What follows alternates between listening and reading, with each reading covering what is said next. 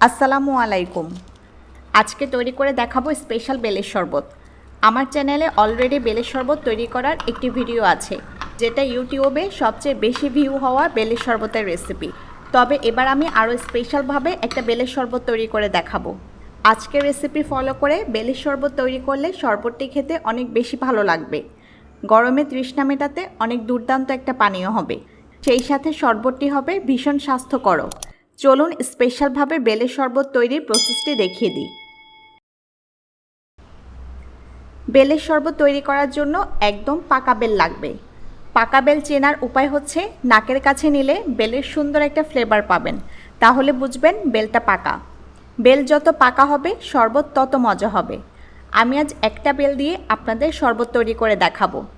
বেলের বাইরের শক্ত আবরণটা ফাটানোর জন্য শক্ত কিছু দিয়ে আঘাত করতে হবে, নারিকেল আমরা যেভাবে ফাটাই। তো আমি কিচেন চাপাতে দিয়ে আঘাত করে বেল ফাটিয়ে নিচ্ছি। এখন হাত দিয়ে বেল দুই ভাগ করে নিচ্ছি। দেখুন বেলটা অনেক ভালো পড়েছে। এটা দিয়ে শরবত তৈরি করলে ভীষণ মজা হবে।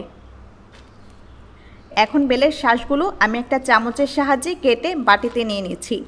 বেলের শরবত তৈরির রেসিপি অলরেডি আমার চ্যানেলে আছে, তবে এই ভিডিওতে আমি আরও স্পেশালভাবে বেলের শরবত তৈরি করে দেখাবো। দেখুন আমি বেলের সব শ্বাস চামচ দিয়ে কেটে কেটে বাটিতে নিয়ে নিয়েছি। এখন হাত দিয়ে কচলিয়ে শ্বাসগুলো একটু নরম করে নেব। অনেকে বেলের শ্বাস ব্লেন্ডারে ব্লেন্ড করে নেন, এটা ভুলেও করবেন না। ব্লেন্ড করে বেলের শরবত তৈরি করা যায় না, এটা সম্পূর্ণ হাতের কাজ, হাত দিয়ে করতে হবে। হাত দিয়ে একটু কচলে নরম করে নিয়েছি। এখন একটু একটু পানি দিয়ে আবারও ভালোভাবে কচলে নেব। একটু একটু পানি দিয়ে কচলালে বেলের শ্বাসের যে আঁশ ও বিচি আছে তা আলাদা হয়ে আসবে। দেখুন আমি হাত দিয়ে কচলে বেলের শ্বাস অনেক পাতলা করে নিয়েছি। এখন একটা ছাঁকনির সাহায্যে ছেঁকে নেব।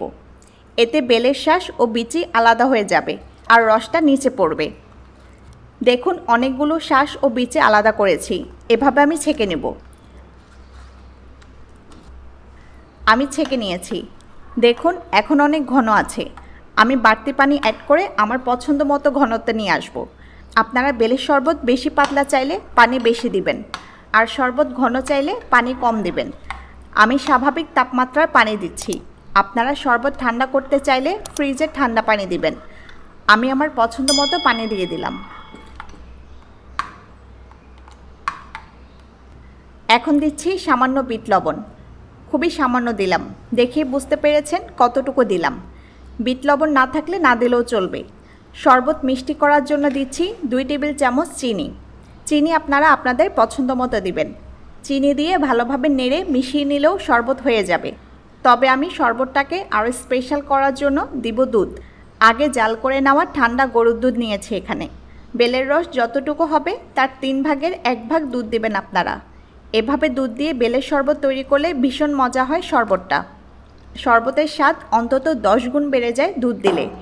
এভাবে তৈরি করে না খেলে আসলে বুঝবেন না কতটা মজা হয়। দুধ দিয়ে ভালোভাবে নেড়ে মিশিয়ে নিচ্ছি। আর ভালোভাবে নেড়ে চিনি গলিয়ে নিলেই স্পেশাল বেলের শরবত তৈরি। এখন গ্লাসে ঢেলে পরিবেশন করবেন। অনেক অনেক হেলদি একটা শরবত। গরমে তৃষ্ণা মেটাতে এর চাইতে মজার পানীয় আর হতে পারে না। শরবত ঠান্ডা করতে চাইলে গ্লাসে কয়েকটা বরফ কুচি দিয়ে দিতে পারেন। বাসায় অবশ্যই ট্রাই করে জানাবেন আপনাদের কেমন লেগেছে। আরও কী কী রেসিপি চান কমেন্টে লিখতে পারেন। আমি সব কমেন্ট পড়ি ও রিপ্লাই দেওয়ার চেষ্টা করি। সবাই ভালো থাকুন, সুস্থ থাকুন।